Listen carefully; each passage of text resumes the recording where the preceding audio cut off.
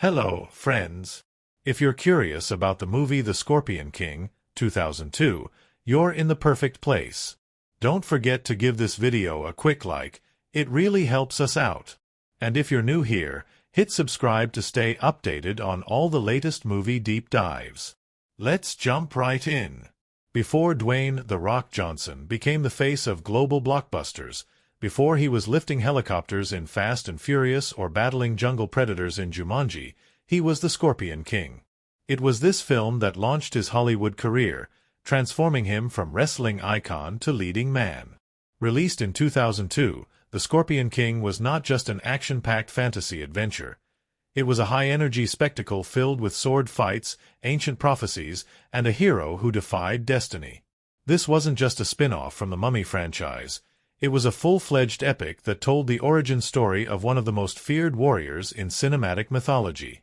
Set in a world before the pyramids were raised, in a time of warlords and sorcery, the film follows Mathayus, a skilled assassin who becomes entangled in a rebellion against a ruthless tyrant. The villainous warlord Memnon has risen to power, his forces sweeping across the land with unstoppable brutality. What makes him even more dangerous is his sorceress, Cassandra, a woman with the power to see the future. With her by his side, Memnon can predict every battle, every assassination attempt, every move made against him. His enemies have no chance, until they decide to fight fire with fire. That's where Mathayus comes in. Hired by the last free tribes of the desert, he is tasked with assassinating the sorceress and breaking Memnon's grip on the land. But nothing goes as planned. What should have been a simple assassination mission quickly turns into something far more complicated when Mathayus realizes that Cassandra is not just a tool for Memnon. She is a woman who longs for freedom, trapped in a role she never chose. Instead of killing her, Mathayus takes her as his prisoner, setting off a chain of events that will lead him down a path he never expected. From the moment Mathayus defies his orders, the film becomes a roller coaster of action, betrayal, and adventure. With the full force of Memnon's army hunting him down, he must navigate treacherous deserts, escape deadly ambushes, and form uneasy alliances with thieves, rebels, and mercenaries. Along the way, he discovers that fate has greater plans for him than he ever imagined. He is not just a warrior, he is destined to become something far more powerful. What makes The Scorpion King stand out is its mix of old-school sword and sorcery storytelling with high-energy action and humor. This isn't a film bogged down by deep, philosophical questions. It's a film that revels in the thrill of the chase, the clash of steel, and the charm of its larger-than-life hero. Johnson's performance is pure charisma, blending raw physicality with a sly sense of humor. He isn't just a warrior. He's a rogue, a strategist, and a man who can fight his way out of any situation. Whether he's going head-to-head with Memnon's elite warriors, facing off against giant cobras, or using sheer wit to outmaneuver his enemies, Mathayus is a hero who commands attention. And then, of course, there's the magic. While The Scorpion King doesn't lean too heavily into fantasy, it sprinkles in just enough mystical elements to keep the story feeling larger than life. Cassandra's visions of the future add tension to every encounter. Will she see Mathayus' doom before it happens? Can he escape a fate that seems set in stone? The film plays with destiny, raising the question of whether our hero's path is already written or if he can forge his own legend through sheer will. As the film barrels toward its climax, the stakes reach their peak. Mathayus must infiltrate Memnon's stronghold, an impenetrable fortress guarded by an army that vastly outnumbers his own. It is here that he must embrace his destiny, not just as a warrior, but as a leader. With Cassandra's help and a ragtag group of allies at his side, he takes the fight directly to Memnon, facing impossible odds in a final showdown that will decide the fate of the kingdom. This is where The Scorpion King truly cements itself as an exhilarating action epic. The battles are intense, the choreography sharp, and the tension high. But what makes it truly satisfying is the journey of Mathayus himself. He begins the film as a lone assassin, a man who fights for gold, not for honor. By the end, he has become something more, a ruler, a protector, and a legend in the making. It's no surprise that The Scorpion King became a fan favorite, carving out a place in action movie history. It took the foundations of the Mummy franchise and built something new, a thrilling, sword-swinging adventure that stood on its own. And at its heart was Dwayne Johnson, proving with every scene that he was more than just a wrestler-turned-actor. He was a star. So, if you're looking for a film filled with adventure, wit, and non-stop action, The Scorpion King is a ride worth taking. But this is just the beginning. In the next sections, we'll break down the behind-the-scenes magic, the filmmaking techniques, the incredible cast, and the legacy of this unexpected hit. Stay with us, because there's much more to explore in the world of the Scorpion King. In a time long before the rise of empires, before the pharaohs built their kingdoms, and before the deserts were tamed, there was a warlord who sought to rule all. His name was Memnon, a ruthless conqueror whose armies swept across the land like a sandstorm, leaving nothing but destruction in their wake. What made him unstoppable wasn't just the strength of his warriors, but the power of his sorceress, Cassandra. With her gift of prophecy, she could see the outcome of any battle before it even began, ensuring that Memnon was always one step ahead of his enemies. No army could surprise him, no rebellion could catch him off guard. He was a man who wielded fate itself as a weapon. But in the shadows, there were those who refused to submit. The last free tribes of the desert, once rivals, now forced into a desperate alliance, knew they had only one hope: to eliminate the sorceress and strip Memnon of his greatest advantage. They didn't have armies large enough to face his forces head-on, so they turned to something else: a warrior who could strike from the darkness, an assassin who could do what no army could, and that's where Mathayus comes in. A feared Akkadian mercenary, Mathayus is among the last of his kind. He is a man who fights not for kings or causes, but for coin and reputation. Alongside his two brothers, he is hired to do the impossible, to slip into Memnon's stronghold and kill the sorceress before she can foretell their downfall. It's a dangerous mission, but for Mathayus, danger is just another part of the job. The journey takes them into the depths of the desert, past enemy outposts, through hidden pathways where only the most seasoned warriors dare to tread. Every step is a reminder that Memnon's reach is vast, his spies everywhere. As they draw closer to their target, Mathayus begins to sense that this mission is unlike any other. The tension among his brothers is high. One is eager for glory, the other weary of the odds stacked against them. But none of them turn back. Under the cover of night, they infiltrate Memnon's palace, a massive fortress surrounded by an army so large that it seems an impossible task. Moving like shadows, they slip past guards and reach the chambers where Cassandra is said to reside. But the moment they step inside, they realize something is wrong. They have been expected. It is a trap. The doors slam shut, and suddenly, they are surrounded. Soldiers emerge from the darkness, weapons drawn, and at the center of it all stands Memnon himself, a man who needs no prophecy to see that his enemies have walked straight into his hands. In an instant, the mission turns into a massacre. Mathayus watches as his brothers are struck down, their lives taken in a flash of steel and blood. The Akkadian legacy, once feared across the land, is reduced to nothing. But Memnon doesn't kill Mathayus, not yet. Instead, he decides to make an example of him. Stripped of his weapons, beaten and bound, Mathayus is sentenced to death. His executioner? A slow and painful burial in the desert, left to the mercy of the scorching sun and the creatures that lurk beneath the sand. But fate, it seems, has other plans. Just as he is about to meet his end, Mathayus manages to escape in a daring act of defiance. Using every ounce of strength and cunning he possesses, he frees himself from his captors and disappears into the desert, bruised, battered, but very much alive. And now, the mission is no longer about gold or contracts. Now, it is personal. With nothing left to lose, Mathayus embarks on a new path, not just as an assassin, but as a warrior seeking vengeance. He needs allies, and the first one comes in the most unexpected of places, a hilarious, self-proclaimed horse thief named Arpid.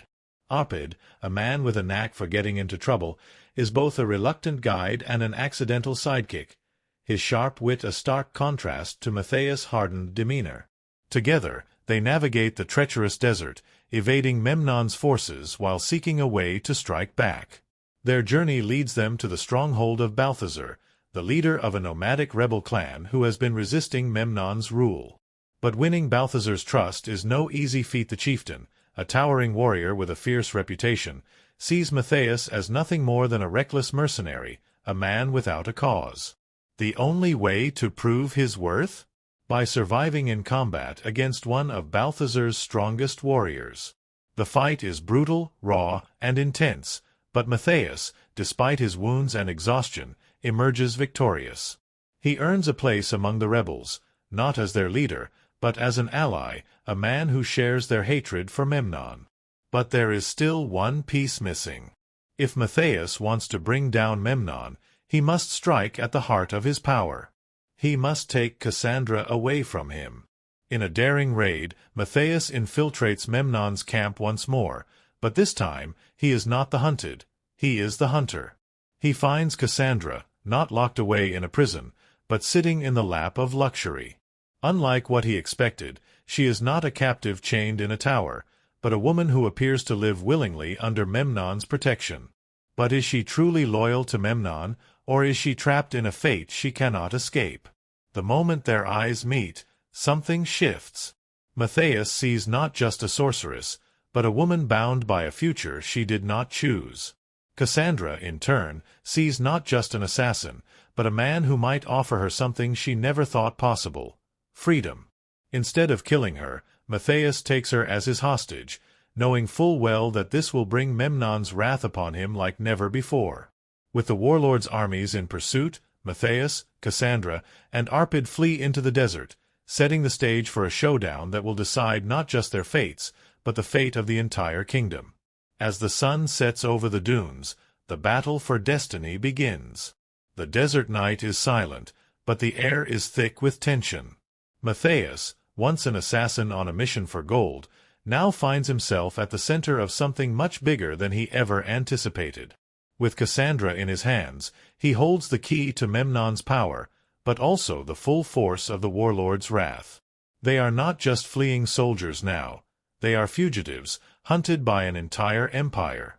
Every step they take across the sand feels like a move in a deadly game, and Memnon is closing in fast. Cassandra, however, is no ordinary prisoner. She is not afraid of Mathayus, nor does she beg for freedom. Instead, she watches him with curiosity, as if studying a man whose fate is already written in the stars.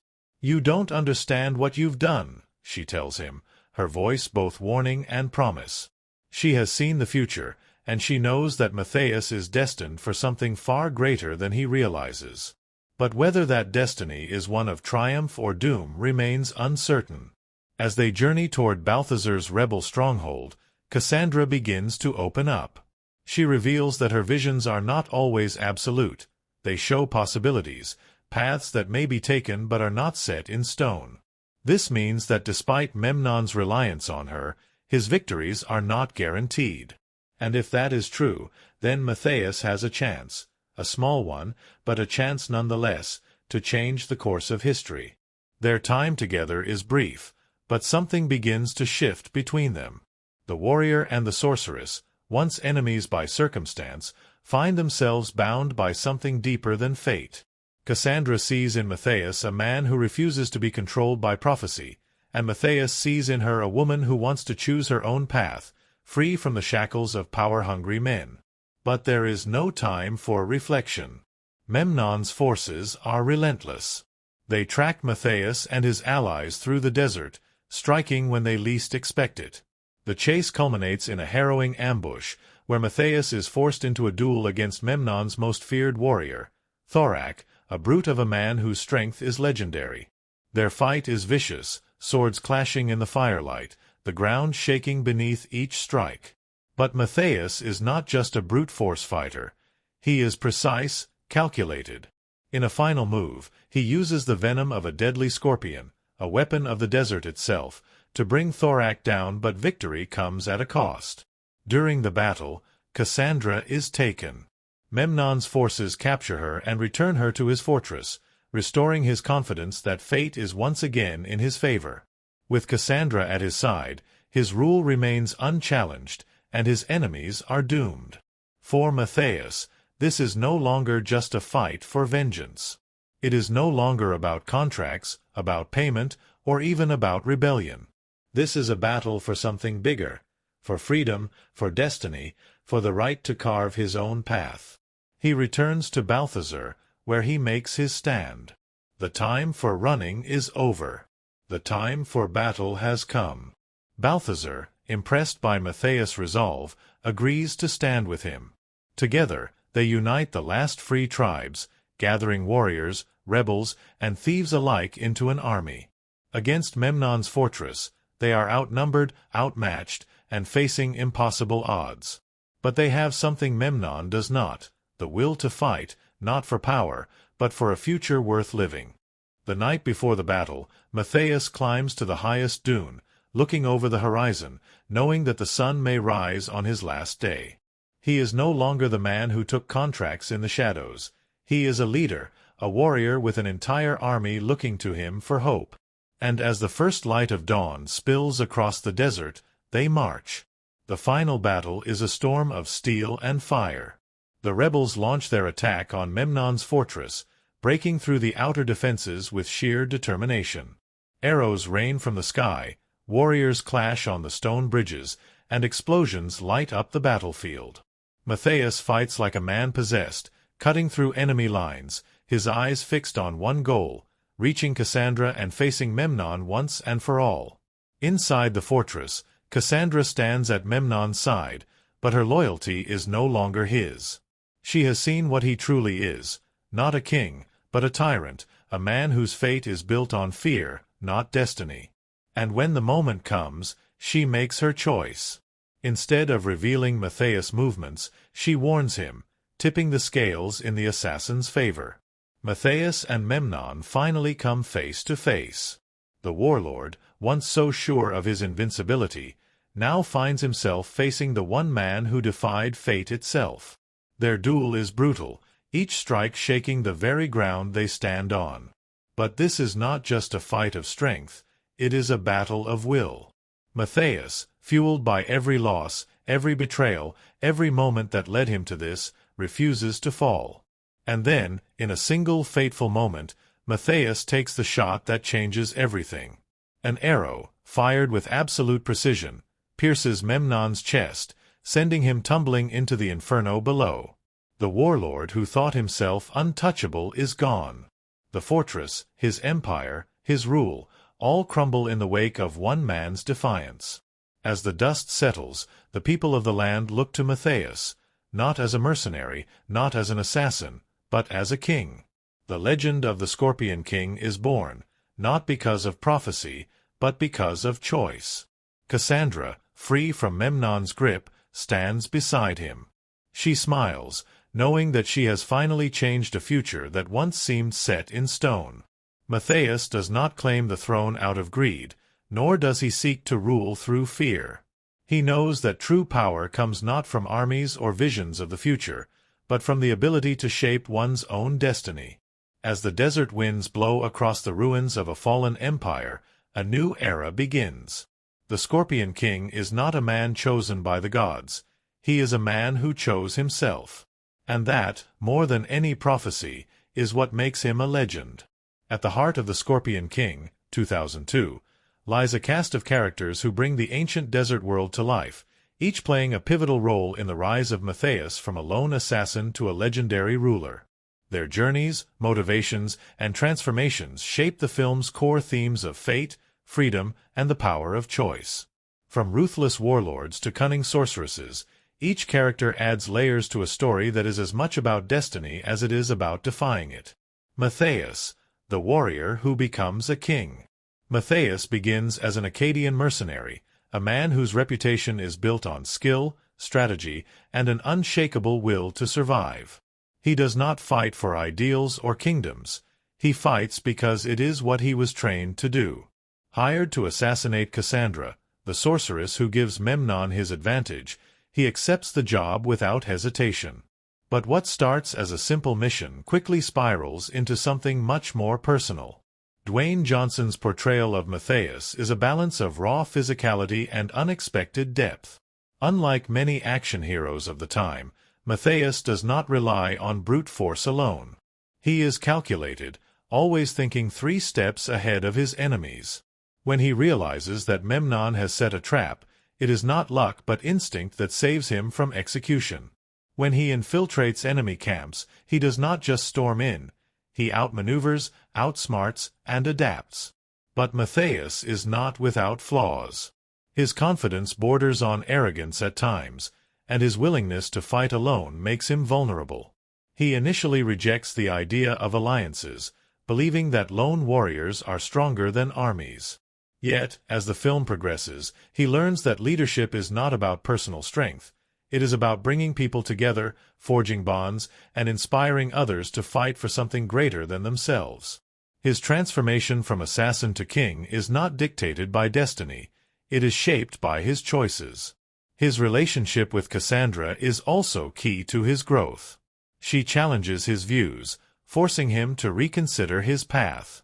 Where Mathayus sees fate as something to be controlled or defied, Cassandra sees it as something fluid, ever-changing.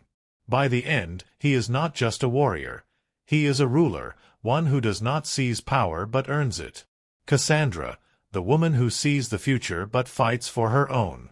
Cassandra is perhaps the most complex character in the film. She is introduced as Memnon's prized sorceress, a woman whose visions ensure his victories.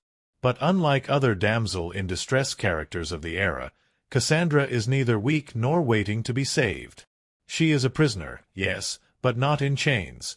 Her captivity is in the form of expectation, forced into a role where her power is used for destruction rather than hope. Her arc is about agency. From the moment she meets Mathayus, there is an unspoken challenge between them.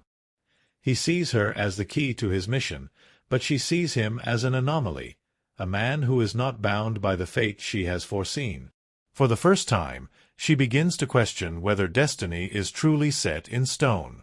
Her decision to betray Memnon and side with Mathayus is not made lightly. She knows the consequences, knows that without her, Memnon's power will falter.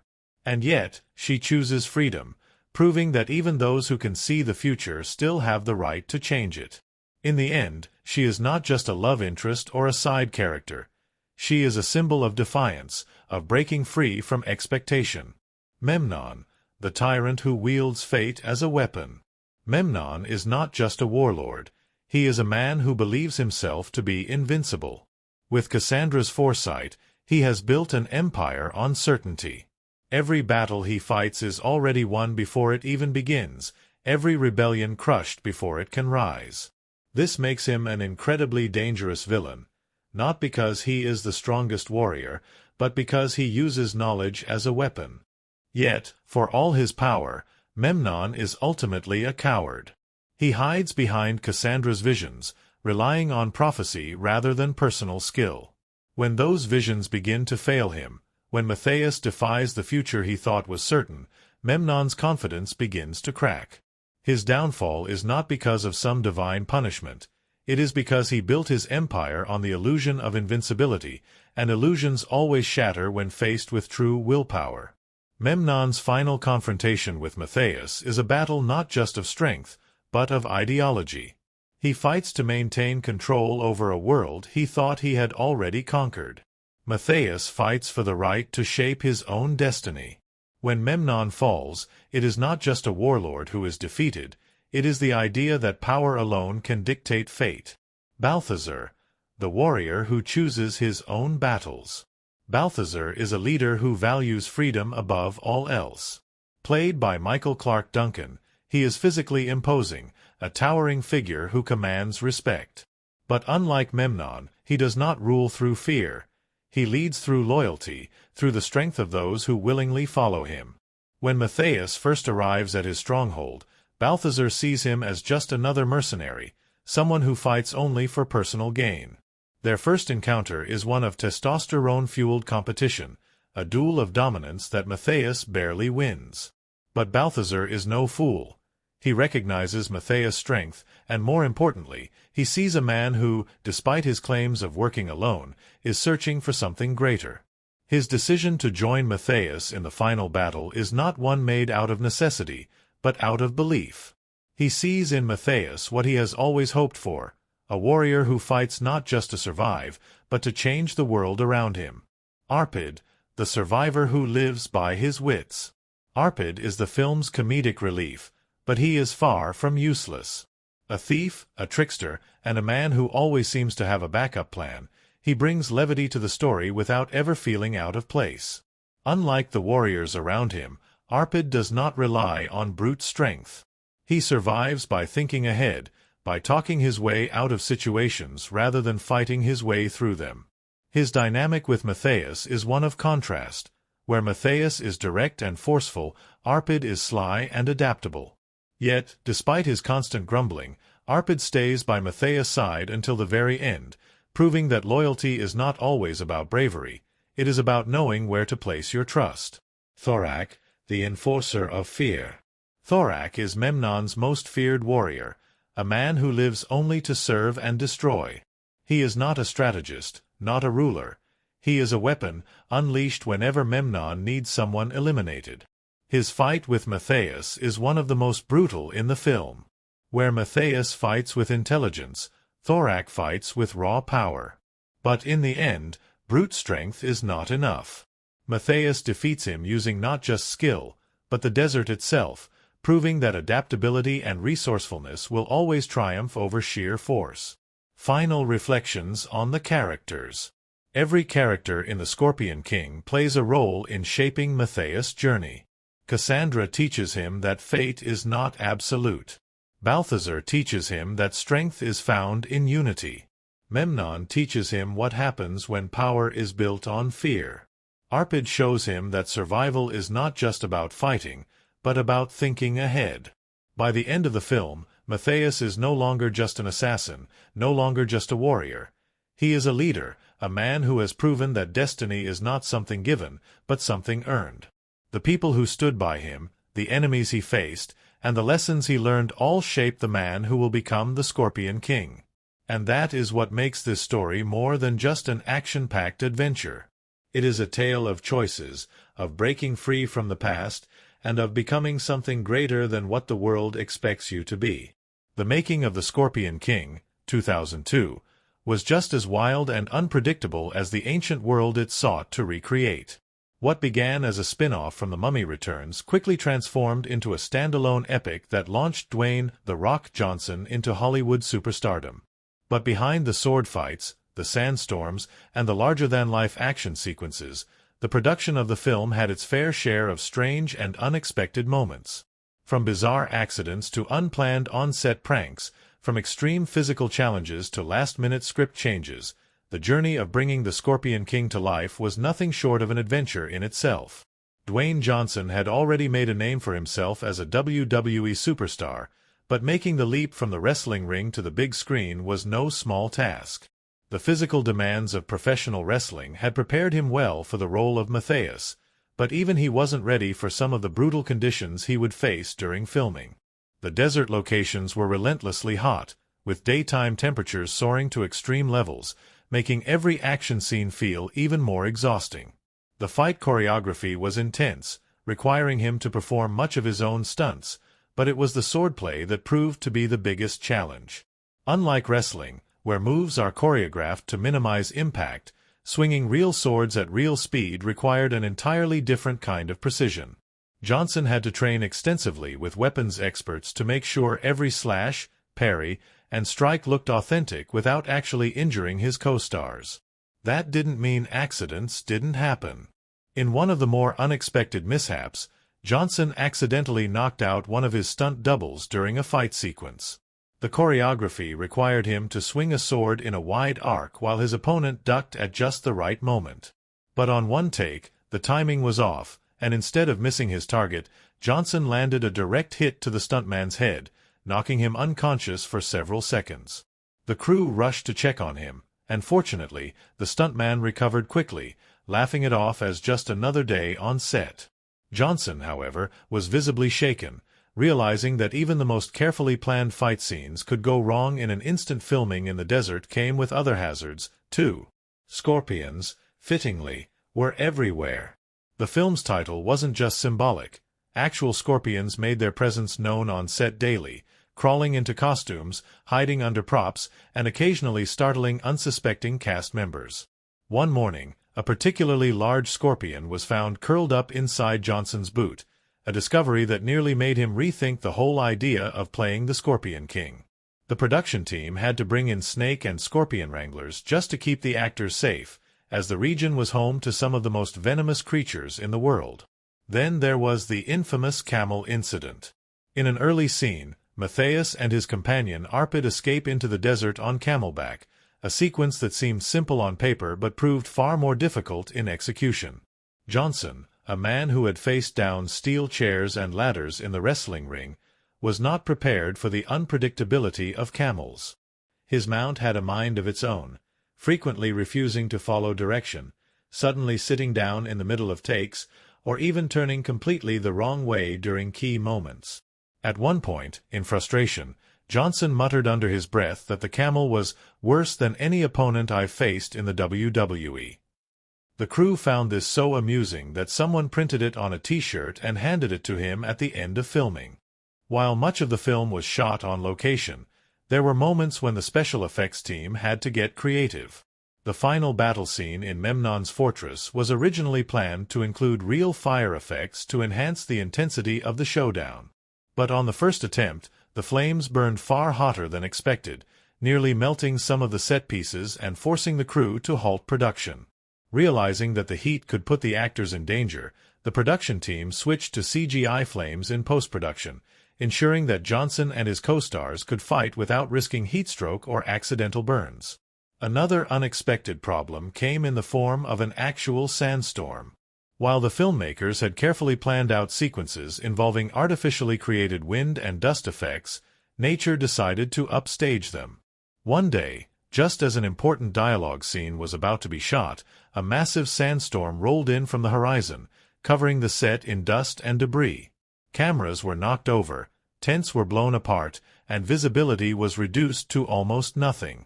Rather than waste the moment, the cinematography team quickly grabbed their cameras and filmed as much as they could, later incorporating some of the real storm footage into the final film. The film's costume design also had its share of challenges. The warrior's armor was meant to look ancient and battle-worn, but the desert heat made wearing heavy leather and metal almost unbearable. Johnson, in particular, had to wear a thick leather shoulder harness that looked great on camera but caused him intense discomfort in the heat. Between takes, he would constantly have crew members pour cold water down his back just to keep him from overheating. Despite all the hardships, there were moments of sheer fun and camaraderie among the cast. Michael Clarke Duncan, who played Balthazar, quickly became the heart of the set. His booming laugh and playful nature kept the mood light even during the toughest shoot days. He and Johnson developed a genuine friendship that translated beautifully on screen, making their scenes together feel authentic. One of their most memorable unscripted moments came during a training sequence where Balthazar and Mathayus engage in a test of strength. Johnson, expecting Duncan to follow the script exactly, was caught completely off guard when Duncan improvised a sudden charge, knocking him completely off balance. Johnson hit the ground hard, much to the amusement of the entire crew. Instead of calling cut, the director let the scene continue, and the moment ended up making it into the final film. When The Scorpion King finally hit theaters, it surprised everyone with its box office success. As a spin-off from the Mummy franchise, expectations were high but cautious. No one knew if audiences would embrace a film that shifted from horror adventure to pure action fantasy. But the gamble paid off. The film opened at number 1, pulling in $36 million in its first weekend, a massive victory for a film led by a first-time action star. Much of the film's success was credited to Johnson's undeniable charisma. Even though critics were mixed on the film itself, most agreed that Johnson had a natural screen presence that set him apart from other action stars of the era. His ability to balance intense action with humor and charm gave The Scorpion King a unique energy, one that fans connected with instantly. Years later, Looking back at the film's production, Johnson has spoken fondly about how much it meant to him. Despite the extreme conditions, the Scorpion encounters, and the challenges of learning an entirely new craft, The Scorpion King was where his Hollywood journey truly began. He has often called it one of the most defining moments of his career, not just because of what it led to, but because of what it proved to him, that he could make the leap from wrestling to film and hold his own.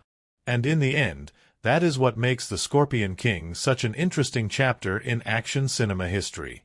It wasn't just another adventure film, it was the beginning of a legend, both on screen and off. From desert battles to real-life scorpion encounters, from sandstorms to unpredictable camels, the making of The Scorpion King was just as thrilling as the story it told. The Journey of the Scorpion King, 2002, is one that bridges myth, action, and the emergence of a cinematic icon.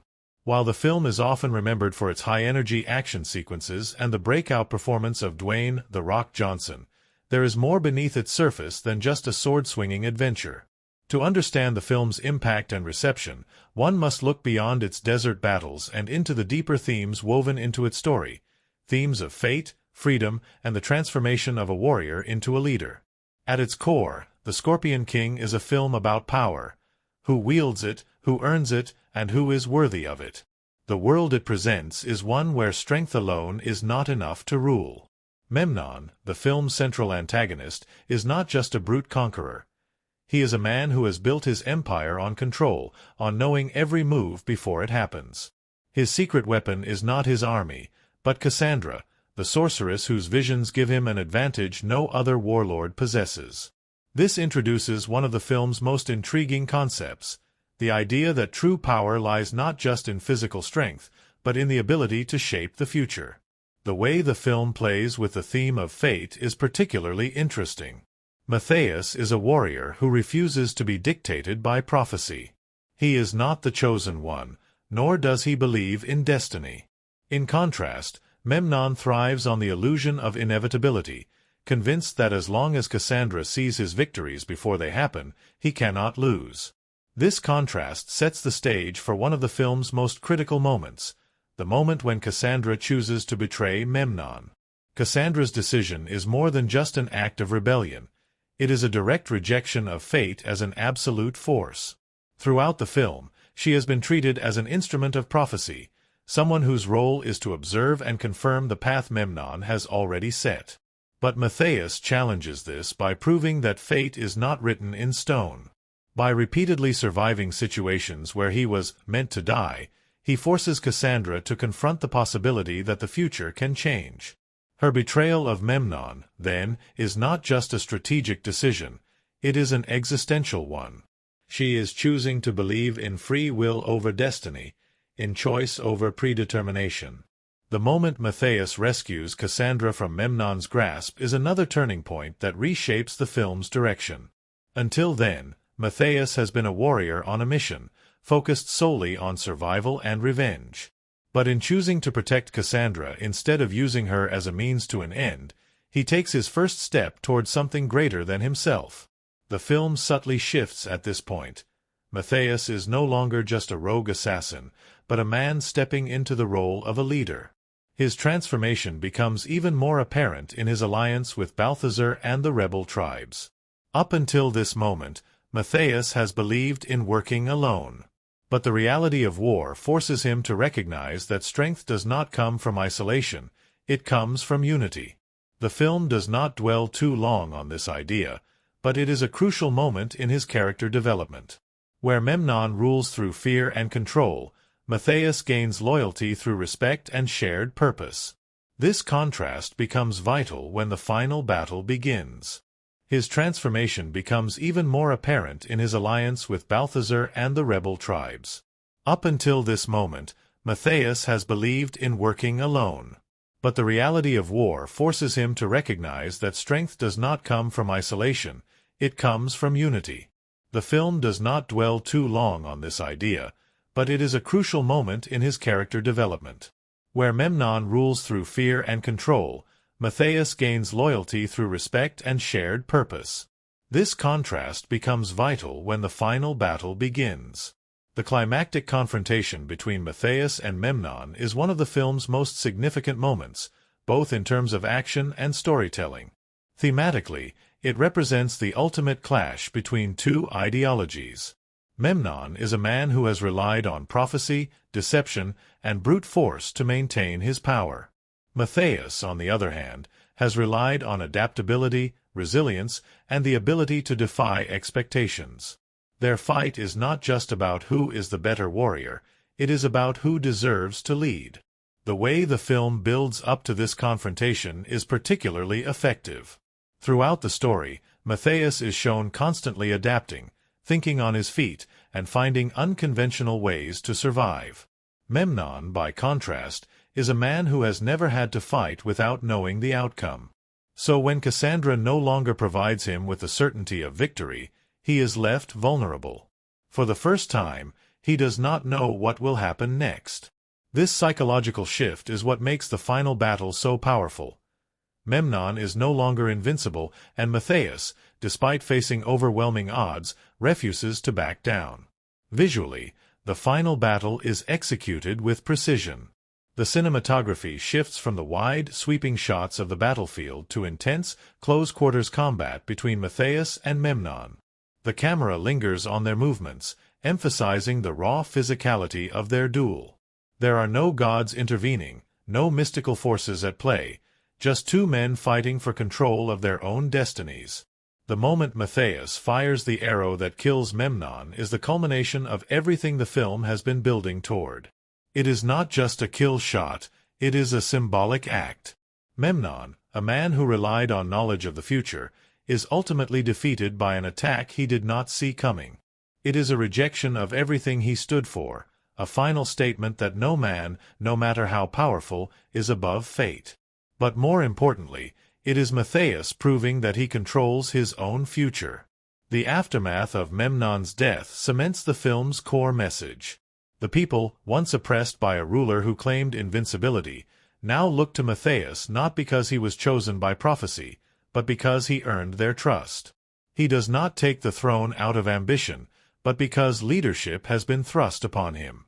In the final moments, as the sun rises over the ruins of Memnon's empire, we see the full transformation of Mathayus, not just into a warrior, but into a king. Looking at the Scorpion King from a critical perspective, it is easy to see why the film resonated with audiences despite mixed reviews. On the surface, it is an action-packed adventure with humor, romance, and epic fight sequences. But beneath that, it is a film about challenging the narratives imposed on us. Mathayus is not a hero because a prophecy says he will be. He is a hero because he refuses to let others dictate his fate.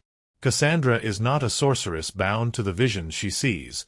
She is a woman who chooses to change the course of history. Memnon, despite all his power, is ultimately undone by his own belief that the future is fixed. These themes make The Scorpion King more than just an action film. They give it a sense of meaning and purpose. The film's reception was varied. Some critics felt that it was a fun, albeit formulaic, sword and sorcery adventure, while others appreciated its energy and charm. What many agreed on, however, was that Dwayne Johnson's performance was a revelation. His charisma, physicality, and ability to balance action with humor made Mathayus a compelling character, and the success of the film cemented his place in Hollywood. Audiences, however, embraced the film with enthusiasm. It became a cult favorite, particularly among fans of action-adventure films who appreciated its mix of humor, combat, and old-school storytelling. Over the years, its legacy has endured, not just as an entertaining film, but as the starting point for one of Hollywood's biggest stars. Looking back, The Scorpion King is a film that may not have reinvented the genre, but it understood exactly what it was. It was a story about rising above limitations, about choosing your own fate, and about proving that leadership is not about destiny, but about action. And in that sense, it remains a film that embodies the very essence of the hero's journey, not through prophecy, but through the sheer force of will. A fitting beginning for a character, and for the actor who would go on to redefine action cinema for years to come. The making of The Scorpion King, 2002, was an adventure all on its own, filled with unexpected challenges, surprising moments, and the kind of behind-the-scenes chaos that makes filmmaking both thrilling and unpredictable. What started as a spin-off from The Mummy Returns quickly took on a life of its own, transforming into a full-fledged action epic that introduced Dwayne "The Rock" Johnson as a leading man. While the final film is a high-energy, sword-swinging fantasy filled with battles and adventure, the road to bringing it to the screen was anything but smooth. From extreme weather conditions to unexpected injuries, from wild animal encounters to last-minute changes, The Scorpion King proved to be as much of a test of endurance for the cast and crew as it was for the characters in the story. Dwayne Johnson had already made a name for himself in the wrestling world, but transitioning from the WWE to Hollywood was an entirely different challenge. The physicality of wrestling had prepared him well for the role of Mathayus, but filmmaking required a new kind of stamina. Unlike the fast-paced, scripted choreography of wrestling matches, action sequences in movies required him to repeat the same movements over and over again, sometimes dozens of times, until the shot was just right. While Johnson was used to throwing punches, he had to train extensively in sword combat, archery, and horseback riding to make his performance believable. The crew brought in fight coordinators and weapons experts to help him master these skills, but there were plenty of bruises along the way. One of the most intense training sessions involved learning to fight with dual swords, a skill that Mathayus uses in several major battles. Johnson, despite his size and strength, found this far more difficult than he expected. "I thought it was just swinging two swords around, but it turns out there's a real technique to it," he later admitted. His first few training sessions resulted in him accidentally cutting into props, hitting his own armor, and at one point, knocking a crew member's clipboard out of their hands from across the room. But his dedication paid off, and by the time filming started, he was handling the blades like a true warrior. Filming in the desert landscapes of California and Arizona came with its own unique set of challenges. The crew wanted to create an environment that felt ancient, vast, and untouched by modern civilization. They found the perfect locations in the dunes and rocky terrain, but they didn't anticipate just how relentless the desert could be.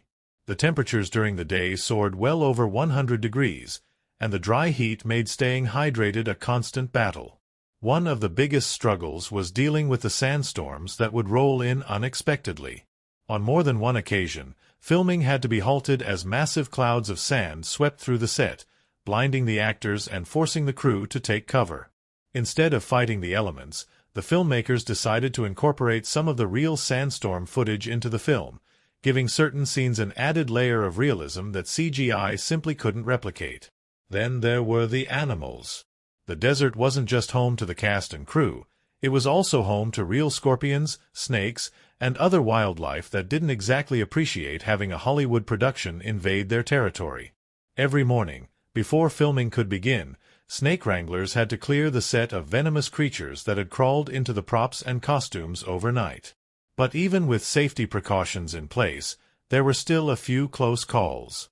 One particularly nerve-wracking moment happened when a scorpion crawled onto Dwayne Johnson's shoulder in the middle of a scene. He had just finished delivering a line when the crew suddenly went silent, their eyes widening as they saw the creature perched near his neck. Not wanting to startle it, Johnson stayed completely still as the animal wrangler carefully removed it. "That was the day I truly became the Scorpion King," he later joked. The challenges weren't just environmental. Some were purely mechanical. The film featured several elaborate stunts, including Mathayus leaping from great heights, engaging in complex fight sequences, and battling multiple enemies at once. While many of the actors had stunt doubles, Johnson insisted on performing as many of his own stunts as possible. In one particularly ambitious sequence, Mathayus is supposed to leap from a crumbling platform just as it collapses behind him. The timing had to be perfect. 1 second too early, and the effect wouldn't work. 1 second too late, and he risked serious injury. On the first take, Johnson jumped too soon, making the collapse look unnatural. On the second take, he jumped late, nearly getting hit by falling debris. By the third take, he landed it perfectly, and the moment became one of the most dynamic shots in the film. But that wasn't the only dangerous stunt. In another scene, he had to crash through a wooden wall while fighting off multiple enemies. Only the wall didn't break the way it was supposed to. Instead of splintering on impact, the wood held firm, sending Johnson bouncing backward and landing flat on his back. He got up laughing, but the crew decided to tweak the wall's design before trying again. The fight choreography was another major element that required intense precision. The final battle between Mathayus and Memnon was designed to be a showdown between two warriors at the peak of their abilities. Stephen Brand, who played Memnon, was not a trained fighter, so he had to go through weeks of sword training to make the duel look convincing. What made the scene even more difficult was the heavy armor both actors had to wear. Metal-plated shoulder guards, thick leather tunics, and boots that made it hard to move quickly. During one rehearsal, Brand swung his sword a little too forcefully and accidentally knocked Johnson's weapon clean out of his hands, leading to an impromptu break as the cast and crew erupted into laughter. The camaraderie between the actors extended beyond the set. Michael Clark Duncan, who played Balthazar, became the unofficial morale booster of the cast, constantly cracking jokes and keeping spirits high even in the brutal desert heat. His friendship with Johnson was one of the highlights of production, and their on-screen chemistry was a direct result of the bond they formed off-screen. One of the most unexpected behind-the-scenes moments came when Johnson and Duncan decided to pull a prank on the crew. Knowing that tensions were high after a long day of shooting, they conspired to stage a fake fight, pretending to argue over a scene before suddenly launching into an over-the-top wrestling match. The crew, caught completely off guard, watched in shock as the two giant men body-slammed each other into the sand, only to burst into laughter moments later. When The Scorpion King finally hit theaters, it exceeded expectations, grossing over $165 million worldwide and proving that Johnson had what it took to lead an action film. While critics had mixed opinions, audiences embraced the film's fast-paced adventure, charismatic performances, and old-school action vibes. Looking back, The Scorpion King remains a fascinating chapter in action cinema history. It was a film that took risks, pushed its cast to their limits, and survived the unpredictable challenges of filming in the desert. From real-life scorpion encounters to death-defying stunts, from last-minute script rewrites to spontaneous moments of comedy, the making of the film was every bit as exciting as the story it told. And at the center of it all was Dwayne Johnson, proving with every battle, every sword fight, and every perfectly timed one-liner that he was destined for something bigger. The legend of Mathayus was born in the desert, but the legend of Johnson as an action star was forged in the making of this film. The world of The Scorpion King, 2002, is one that breathes with the intensity of battle, the heat of the desert sun, and the weight of an ancient past. From its vast landscapes to its carefully designed fortresses, every setting in the film is more than just a backdrop. It is an essential part of the storytelling.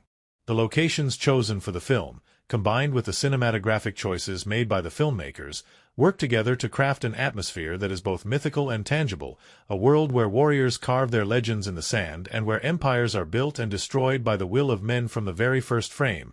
The Scorpion King immerses the audience in a world that feels both ancient and alive. The sweeping desert vistas, endless dunes, and craggy mountain ranges set the stage for a tale that is raw and untamed. This is not the polished, grandiose world of later civilizations. This is a land still in the process of being shaped by warlords and rebels, where survival is as uncertain as the shifting sands. The decision to shoot in real desert locations, primarily in the arid landscapes of California and Arizona, adds a level of authenticity that is impossible to replicate with CGI alone. The real heat, the real dust, and the real exhaustion experienced by the actors seep into their performances, making every scene feel grounded in reality. The desert is more than just a setting, it is a character in itself. It is relentless and unforgiving, a force that shapes those who live within it. For Mathayus, the desert is both his battlefield and his sanctuary. As an Akkadian warrior, he understands its dangers, but he also knows how to use it to his advantage. He moves like a predator across the dunes, using the terrain to outmaneuver his enemies. The way the desert is shot emphasizes both its beauty and its brutality. During the daytime, the sun blazes overhead, casting sharp, almost blinding light across the landscape, while at night the temperature drops and the world is bathed in a haunting blue glow, making it a place of both danger and mystery. The desert is more than just a setting, it is a character in itself. It is relentless and unforgiving, a force that shapes those who live within it. For Mathayus, the desert is both his battlefield and his sanctuary. As an Akkadian warrior, he understands its dangers, but he also knows how to use it to his advantage. He moves like a predator across the dunes, using the terrain to outmaneuver his enemies. The way the desert is shot emphasizes both its beauty and its brutality. During the daytime, the sun blazes overhead, casting sharp, almost blinding light across the landscape, while at night the temperature drops and the world is bathed in a haunting blue glow, making it a place of both danger and mystery. Contrast plays a key role in the film's cinematography. The vast openness of the desert is frequently juxtaposed with the oppressive, fortress-like interiors of Memnon's city. Where the desert represents freedom and lawlessness, Memnon's domain is one of order and control. His palace, made of cold stone and lined with towering walls, is designed to feel imposing and unyielding. The cinematography reinforces this contrast. Scenes in the palace are often framed with tight, symmetrical shots, emphasizing structure and hierarchy, while scenes in the desert are shot with wider, more dynamic angles, capturing the feeling of movement and unpredictability. Memnon's fortress is a visual representation of his power. The towering columns, the massive statues, the firelit corridors, all of it is designed to create a sense of intimidation. The warm, golden lighting of the fortress interiors contrasts with the harsh, natural light of the desert, reinforcing the divide between the controlled world of Memnon and the wild, untamed existence of those who oppose him. One of the most visually striking moments comes when Mathayus first infiltrates the palace.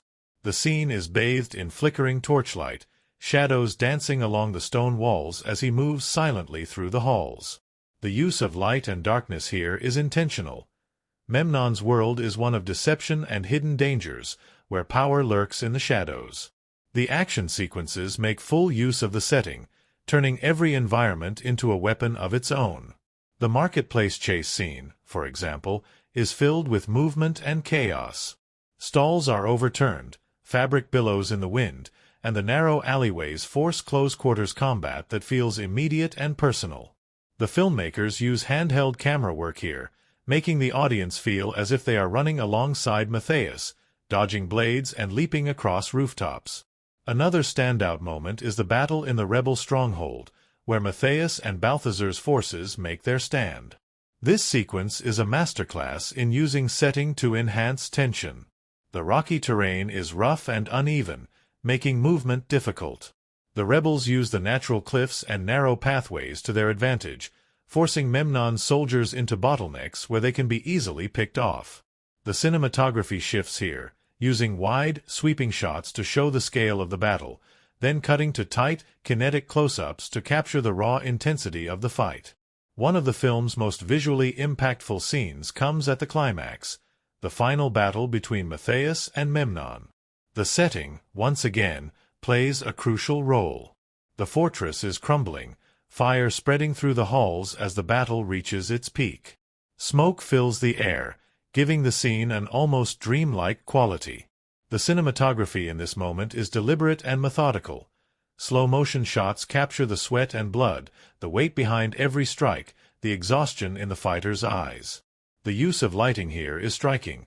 The flickering flames cast long shadows, creating a sense of impending doom and chaos. But it is not just the grand battles that define the film's visual storytelling. The quieter moments are just as important. One such scene takes place at night, in the desert, where Mathayus and Cassandra pause before the final confrontation. The vastness of the night sky, the stillness of the sand, and the way the camera lingers on the flickering firelight between them create an atmosphere of reflection and uncertainty. It is a moment that allows the audience to breathe, to feel the weight of the journey these characters have undertaken. Another subtle yet effective use of setting is in Cassandra's chambers. Unlike the rest of Memnon's fortress, which is designed to feel cold and unwelcoming, her space is filled with soft fabrics, flowing curtains, and warm, golden hues. It is a direct contrast to the rest of the palace, reinforcing the idea that she does not truly belong in Memnon's world. The way the light filters through the silk curtains, casting intricate patterns on the floor, adds a sense of delicacy that stands in stark contrast to the harsh, unyielding stone of the palace walls. Sound design also plays a crucial role in bringing the setting to life. The howling winds of the desert, the distant cries of vultures, the echo of footsteps in Memnon's fortress, each sound adds depth to the world, making it feel immersive and lived in. The film's score, composed by John Debney, complements this by weaving together epic orchestral pieces with tribal percussion, giving the world a sense of both grandeur and raw intensity. The music swells in moments of triumph but falls silent in moments of tension, allowing the environment itself to tell the story. In the end, the settings in The Scorpion King are more than just locations, they are extensions of the film's themes. The desert represents freedom, resilience, and unpredictability, while Memnon's fortress symbolizes control, oppression, and the illusion of power. The way these settings are used, from the cinematography to the lighting to the movement of the characters within them, reinforces the central conflict of the film, a battle not just between two warriors, but between two ideologies. By the time the dust settles, the world has changed. The fortress has fallen, the desert remains eternal, and Mathayus stands at the edge of a new beginning. The final shot, as the sun rises over the ruins of Memnon's empire, is a visual statement of the film's core message. The old ways have crumbled, and a new era has begun. It is in this way that The Scorpion King succeeds not just as an action film, but as a story told through its setting. Every shadow, every gust of wind, every carefully framed shot contributes to the legend, ensuring that long after the credits roll, the world it created lingers in the minds of those who watched it. The making of The Scorpion King, 2002, was an adventure that mirrored the story it told, a journey filled with unexpected obstacles, moments of triumph, and the undeniable camaraderie that comes from battling the elements together. While the film itself is a fast-paced, high-energy fantasy adventure, what happened behind the scenes was just as thrilling, chaotic, and at times downright hilarious. From intense physical challenges to on-set pranks, from the extreme heat of the desert to the unpredictable nature of live animals, the production of The Scorpion King was every bit the test of endurance that Mathayus himself faced on his path to becoming a legend. At the heart of the film was Dwayne "The Rock" Johnson, making his debut as a leading man. While he had already built a massive fan base in the WWE, transitioning to Hollywood was an entirely new challenge. Johnson knew that audiences would be watching closely to see if he had what it took to carry a film, so he threw himself into the role with everything he had. He trained relentlessly for months, mastering sword fighting, archery, horseback riding, and hand-to-hand combat, skills that would not only make his performance more authentic but also help him perform many of his own stunts. That dedication, however, came at a price. One of the earliest injuries on set happened when Johnson, while practicing a fight scene, accidentally smashed his own thumb with a sword. Instead of stopping production, he simply taped it up and kept going, earning the respect of the stunt team, who were used to working with action stars but were surprised by Johnson's willingness to push through real pain. That wasn't his only injury. Throughout the shoot, he suffered cuts, bruises, and even a minor dislocation during a wrestling-style throw that went slightly wrong. Michael Clark Duncan, who played Balthazar, quickly became one of Johnson's closest friends on set. The two actors, both massive in size and personality, developed an instant bond. They spent hours between takes joking around, challenging each other to weightlifting contests, and even pulling pranks on the crew. One of their best-known pranks involved convincing a production assistant that there was an ancient curse on the filming location. Duncan, with his deep and intimidating voice, whispered eerie warnings about spirits in the desert, while Johnson played along, pretending to see shadows in the dunes.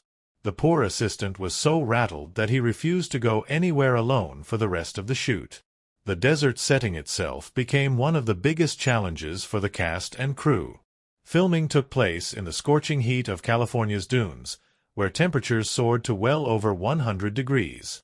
The intense sun made even the simplest scenes exhausting, and the heavy leather costumes worn by the actors only made things worse.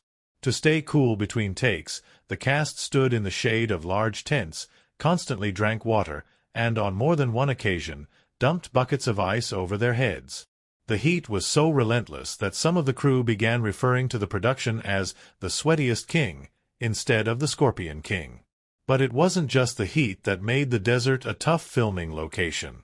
Sandstorms were a constant threat, and on multiple occasions, entire days of shooting were lost because of sudden gusts of wind that sent dust and sand flying through the set. The cinematographers, who had planned to use fog machines and artificial wind effects, quickly realized that nature was more than willing to provide the dramatic atmosphere they needed.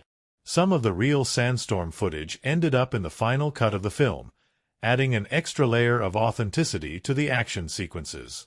Then there were the wildlife encounters. The desert wasn't just home to the cast and crew, it was also home to scorpions, snakes, and other creatures that didn't care about Hollywood production schedules. Every morning, animal handlers had to sweep the set for dangerous critters that had made their way into costumes, props, and even sleeping bags left out overnight. Johnson himself had a close encounter when a real scorpion crawled onto his arm while he was getting ready for a scene. Instead of panicking, he calmly waited for the animal handler to remove it, later joking that it was just the role preparing me. Perhaps the most unexpected challenge of the production was the camels. While Mathayus is seen riding into battle on horseback, there are several scenes where camels are used as transportation. These animals, while visually perfect for the ancient setting, proved to be some of the most stubborn and unpredictable co-stars on set. Johnson, despite his immense physical presence, found himself completely at the mercy of a particularly uncooperative camel that refused to move on cue. Instead of walking when commanded, the camel either sat down, turned the wrong way, or, on one occasion, spit directly onto Johnson's shoulder right before a take. The crew found this hilarious, but Johnson was less amused when he realized camel spit has a truly awful smell. Stephen Brand, who played the villain Memnon, faced his own share of challenges. Unlike Johnson, Brand had little experience with sword fighting and had to train intensively to make his final battle against Mathayus look convincing. In one rehearsal, he accidentally swung too hard and knocked Johnson's sword clean out of his hands, a moment that sent the entire crew into laughter. Johnson, ever the professional, picked up his sword and told Brand, "You get one free shot." Just one. The final battle scene in Memnon's fortress was one of the most elaborate sequences in the film, requiring weeks of planning and choreography. The fight was filmed in sections, with some shots requiring real fire effects while others relied on stunt work and wire rigs. One of the biggest dangers was the burning debris falling from the walls, which was rigged to collapse at specific moments. On one take, however, the timing was off, and a large flaming plank nearly fell onto Johnson mid-fight. Fortunately, he moved just in time, but the incident prompted an immediate safety review to ensure that nothing like it happened again. Despite all the physical challenges, the cast genuinely had fun making the film. Kelly Hu played Cassandra, spoke in interviews about how the camaraderie on set made even the toughest days enjoyable. Since her role required her to perform many of her own stunts, she trained alongside Johnson and the stunt team, quickly proving herself as a formidable action star in her own right. The crew, impressed by her dedication, started calling her the real Scorpion Queen behind the scenes. By the time filming wrapped, the cast and crew had formed a bond that extended beyond the production itself. Johnson, in particular, made a point of personally thanking every member of the crew, recognizing the hard work that went into bringing the film to life. He later reflected on the experience, saying that The Scorpion King was more than just his first starring role. It was the moment he knew he belonged in Hollywood. When the film finally hit theaters, it was clear that all the hard work had paid off. While critics were divided on the story, audiences loved the action, humor, and energy of the film. It debuted at #1 at the box office, cementing Johnson's status as a rising star and proving that he had what it took to lead an action film. Looking back, The Scorpion King was more than just another adventure movie. Stephen Brand, who played the villain Memnon, faced his own share of challenges. Unlike Johnson, Brand had little experience with sword fighting and had to train intensively to make his final battle against Mathayus look convincing. In one rehearsal, he accidentally swung too hard and knocked Johnson's sword clean out of his hands, a moment that sent the entire crew into laughter. Johnson, ever the professional, picked up his sword and told Brand, "You get one free shot. Just one." The final battle scene in Memnon's fortress was one of the most elaborate sequences in the film, requiring weeks of planning and choreography. The fight was filmed in sections, with some shots requiring real fire effects while others relied on stunt work and wire rigs. One of the biggest dangers was the burning debris falling from the walls, which was rigged to collapse at specific moments. On one take, however, the timing was off, and a large flaming plank nearly fell onto Johnson mid-fight. Fortunately, he moved just in time, but the incident prompted an immediate safety review to ensure that nothing like it happened again. Despite all the physical challenges, the cast genuinely had fun making the film. Kelly Hu played Cassandra, spoke in interviews about how the camaraderie on set made even the toughest days enjoyable. Since her role required her to perform many of her own stunts, she trained alongside Johnson and the stunt team, quickly proving herself as a formidable action star in her own right.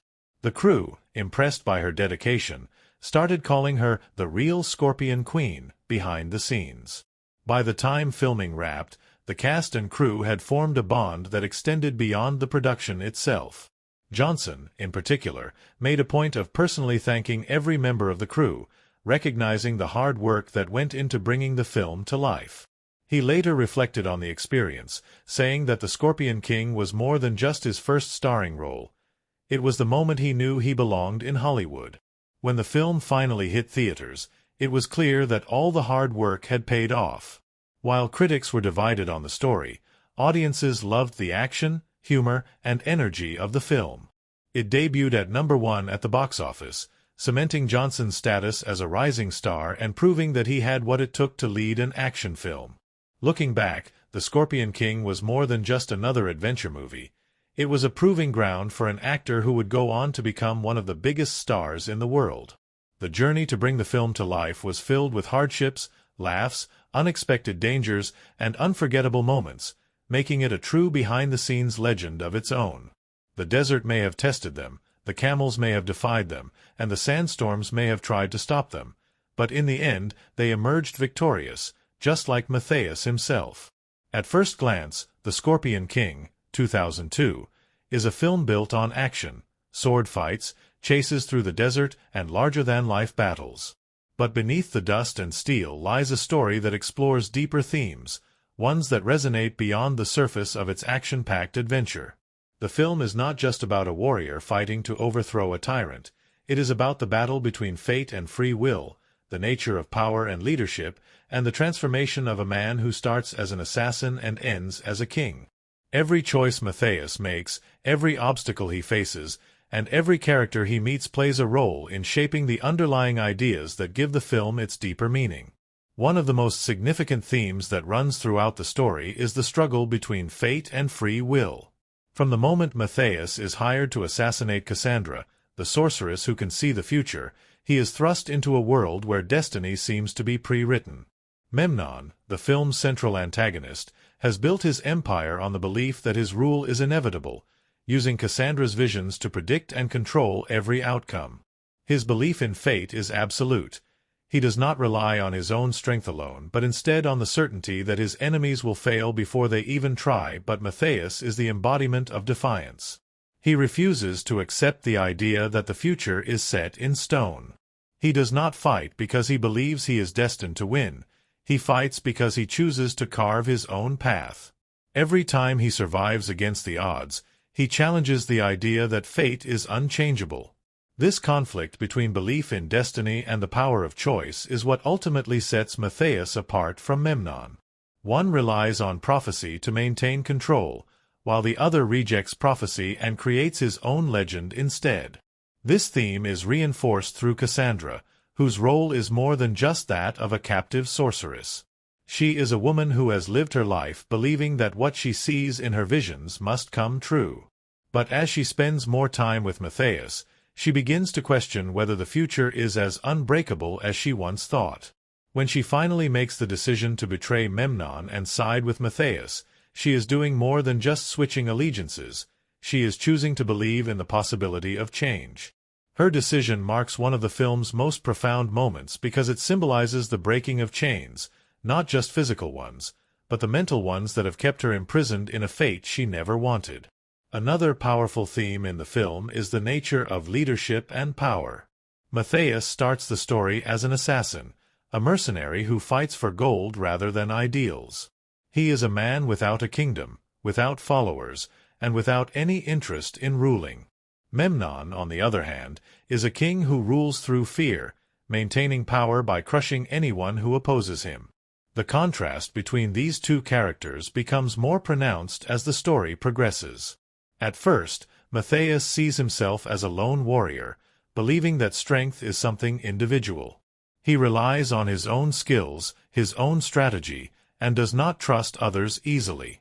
But as the film continues, he learns the importance of alliances, forging bonds with Balthazar and the rebels, recognizing that true power does not come from standing alone, but from standing with others. This realization is what allows him to grow from an assassin into a leader. The moment Mathayus steps onto the battlefield with an army at his back, he has fully transformed, not just into a warrior, but into a king worthy of ruling. His rise is not because of divine right or prophecy, but because he has earned the loyalty of those who fight beside him. Unlike Memnon, who controls his soldiers through fear, Mathayus commands his people through trust and shared purpose. This theme of leadership is also symbolized visually throughout the film. Memnon's palace is built on rigid structure, towering walls, and cold stone, representing the kind of rule he enforces: strict, controlling, and unyielding. In contrast, the rebels live in the open desert, free and untamed, much like the ideals they fight for. The cinematography reinforces this idea by framing Memnon's world with tight, enclosed shots, while Mathayus' journey is filled with wide, open landscapes, emphasizing his growing freedom and connection with the people around him. Their fight scene early in the film was one of the most physically demanding sequences to shoot, requiring multiple takes and extensive choreography. In an interview, Johnson recalled how Duncan hit him so hard during one take that he lost his balance and fell backward, laughing as he admitted that Duncan was one of the only people who could physically overpower him. Duncan, for his part, loved playing the role of Balthazar.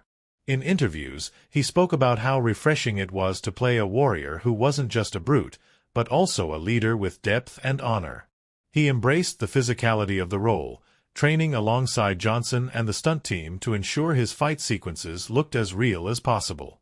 But beyond the action, Duncan's natural charisma and humor made him a standout presence on set. His laughter was infectious, and his ability to lighten the mood made long shooting days far more bearable for everyone involved. Then there was Kelly, who took on the role of Cassandra, the sorceress caught between Memnon's rule and Mathayus' rebellion.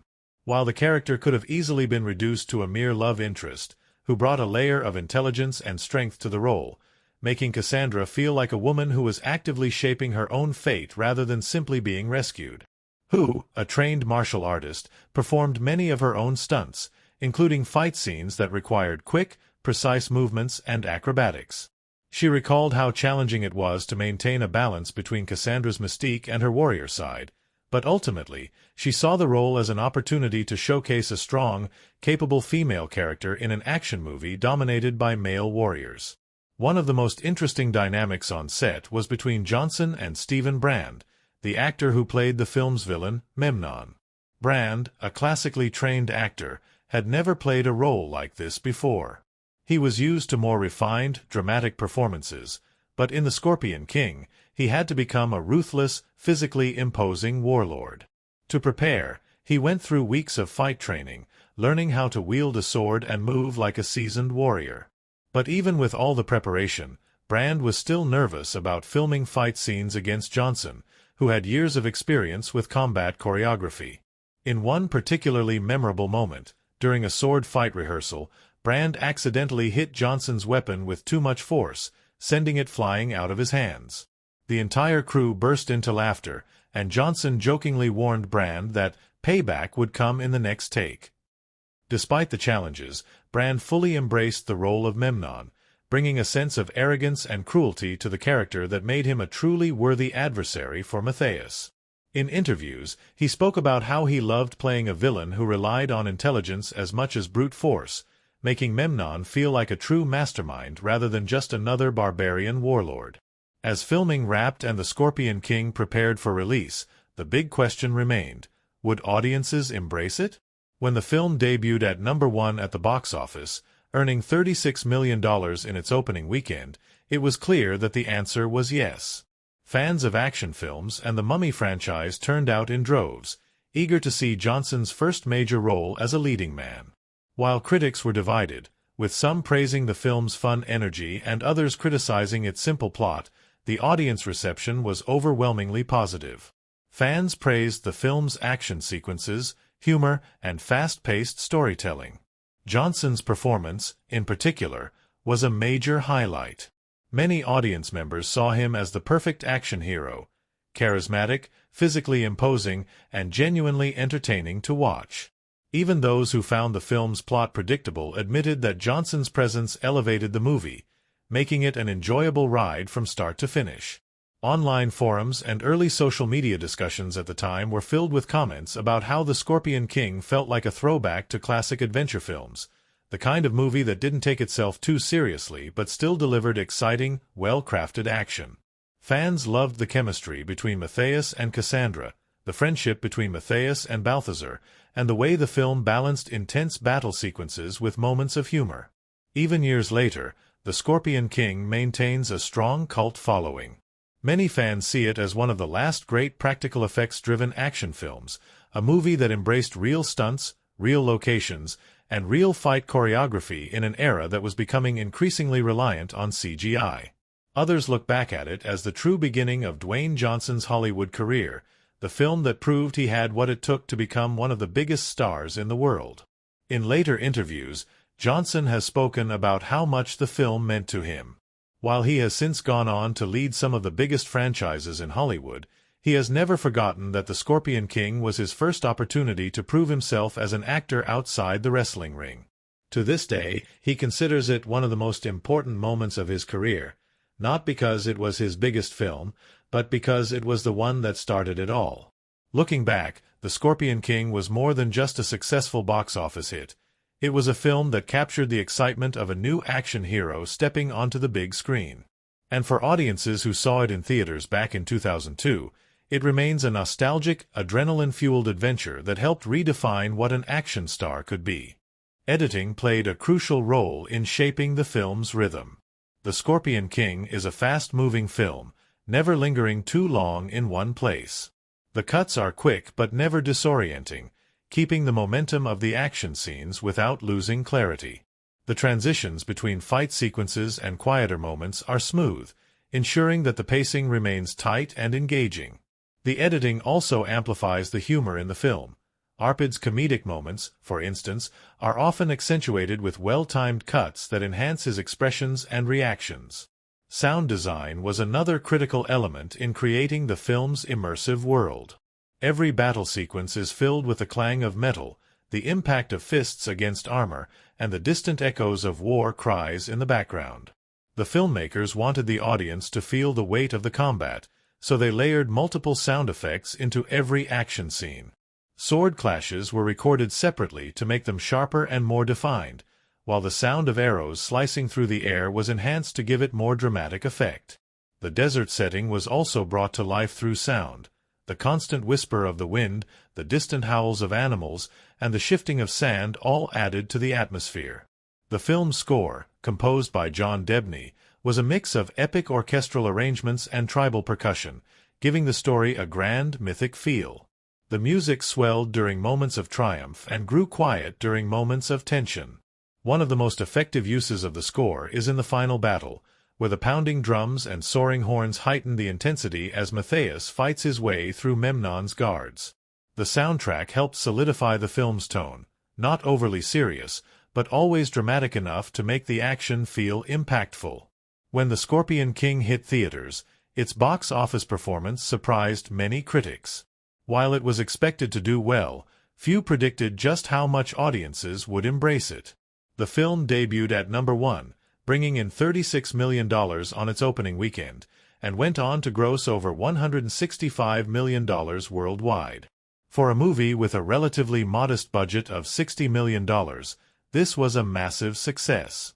Much of the film's financial triumph was attributed to Dwayne Johnson's star power.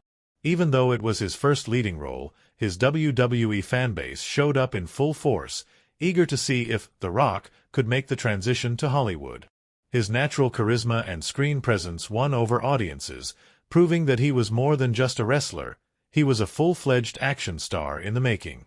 Critically, the film received mixed reviews, with some praising its fun, old-school adventure feel, while others felt it was too simple or predictable. But where critics were divided, audiences embraced it. Fans of action films appreciated its fast-paced storytelling, its practical effects, and its well-executed fight sequences. The film's humor and light-hearted moments also helped it stand apart from more serious action epics of the time. Over the years, The Scorpion King has gained a cult following, particularly among fans of classic action-adventure films. It was one of the last major Hollywood films to prioritize practical effects over excessive CGI, giving it a tactile, lived-in feel that many modern movies lack. It also cemented Dwayne Johnson as a bankable star, paving the way for his future roles in some of the biggest franchises in Hollywood. Looking back, the success of The Scorpion King was not just about its action scenes or its big box office numbers. It was about how the film embraced the fundamentals of great adventure storytelling. It was shot with energy and style, using cinematography to amplify the setting, sound design to enhance the impact, and editing to keep the pace relentless. It was a film made with the understanding that sometimes audiences don't need a complicated story. They just need a hero they can root for, battles that feel real, and a world that pulls them in. And that is what made The Scorpion King stand the test of time. It is a reminder of a time when action movies were built on real stunts, real locations, and the sheer power of an actor's presence on screen. It wasn't just a movie, it was a launchpad for a legend, both on screen and off, proving that sometimes all it takes is a sword, a desert, and the right hero to turn a film into something unforgettable. The story of The Scorpion King, 2002, would not be complete without the people who brought its characters to life. From the moment the film was announced, one thing was clear: this was not just another action-adventure movie.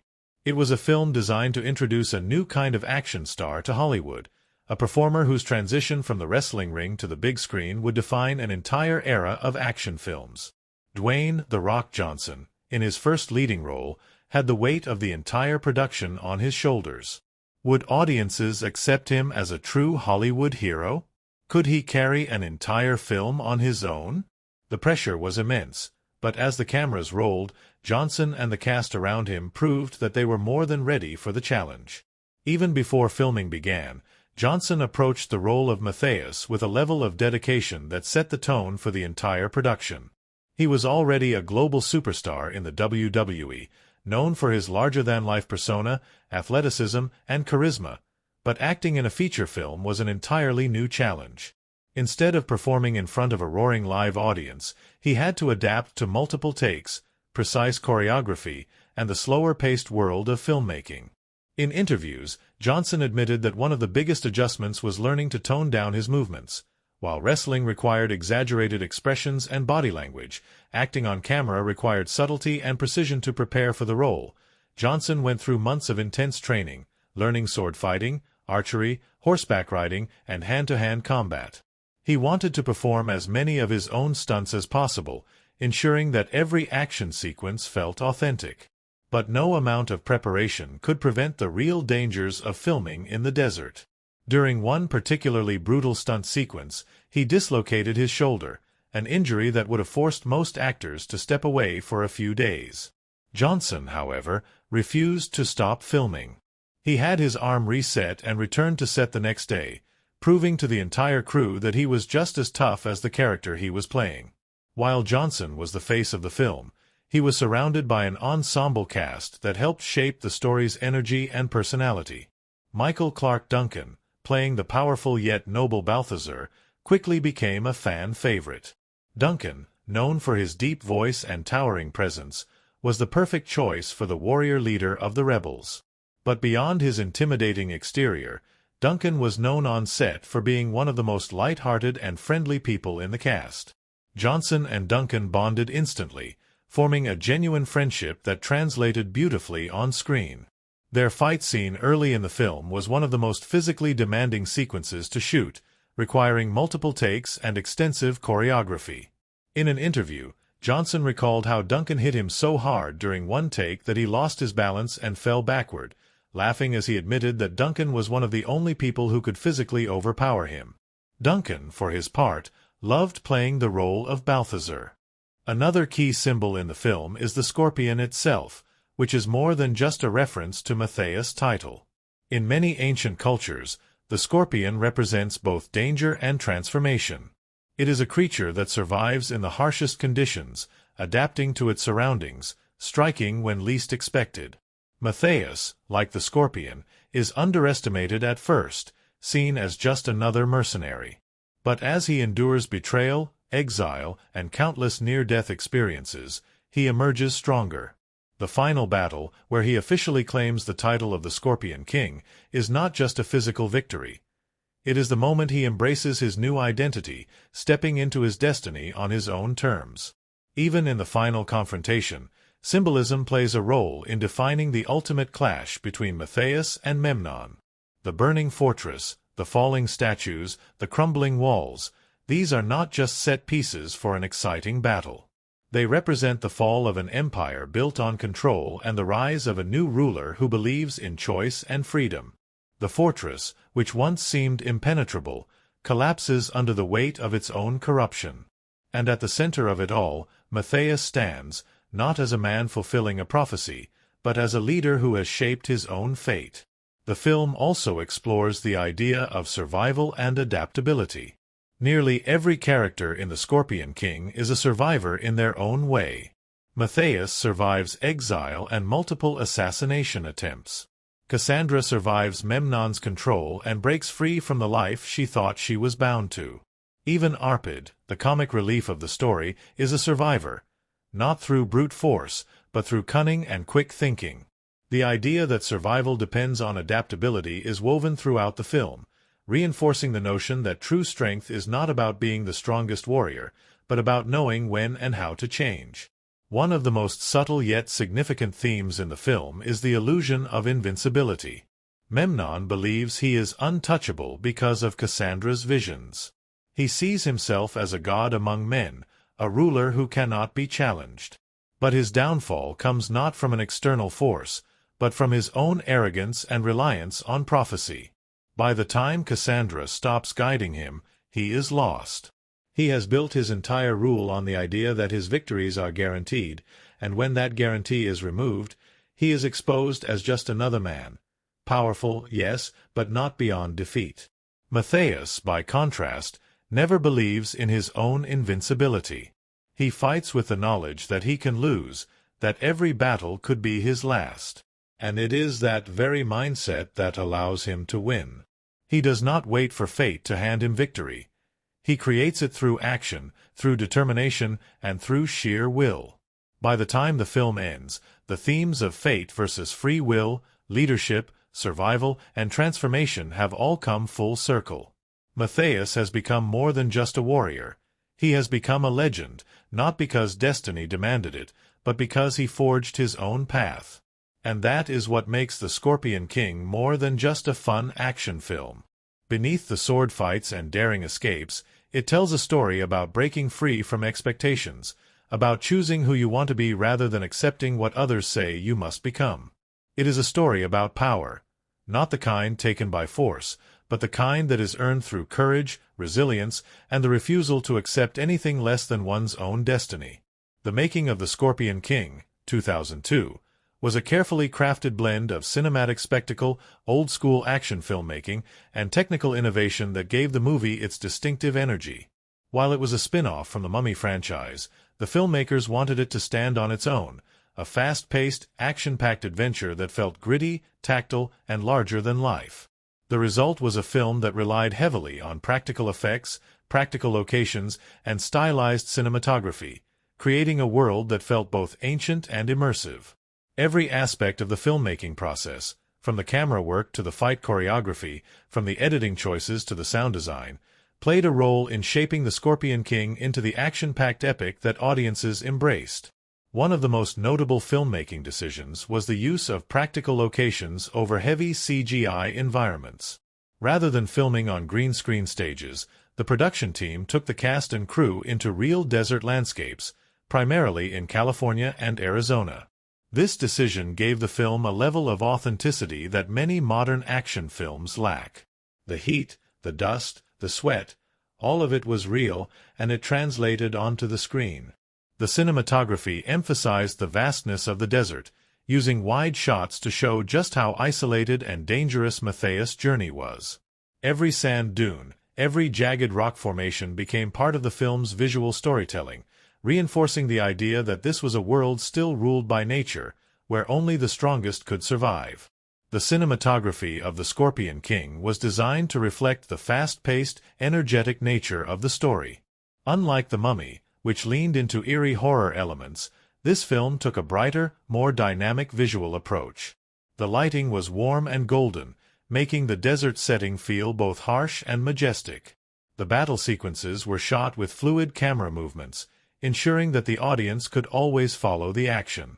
Instead of the shaky, hyper-edited combat seen in later action films, The Scorpion King kept its camera work steady and precise, allowing viewers to take in every punch, every sword clash, every intense moment of battle. This was particularly important during the film's fight choreography, which was one of its standout elements. Since The Scorpion King was meant to establish Dwayne Johnson as a true action hero, the filmmakers knew that the fight scenes had to feel authentic, powerful, and larger than life. To achieve this, Johnson and his co-stars underwent extensive weapons training and martial arts coaching. The sword fights were designed to be fast and brutal, inspired by gladiatorial combat rather than overly choreographed, dance-like duels. Johnson, who was used to the high-energy movement of wrestling, had to adapt his fighting style to be more controlled and precise. Every battle was carefully rehearsed, ensuring that the impact of each strike felt real and weighty. One of the most visually striking moments in the film is the final battle between Mathayus and Memnon. The scene takes place in Memnon's fortress, surrounded by fire, collapsing walls, and smoke filling the air. The cinematography in this moment is intentionally chaotic. Tight close-ups show the exhaustion and desperation on Mathayus' face, while sweeping wide shots capture the sheer scale of destruction happening around them. The lighting shifts from the golden tones of earlier scenes to a deep, fiery red, symbolizing that this is the climax, the moment where everything is at stake.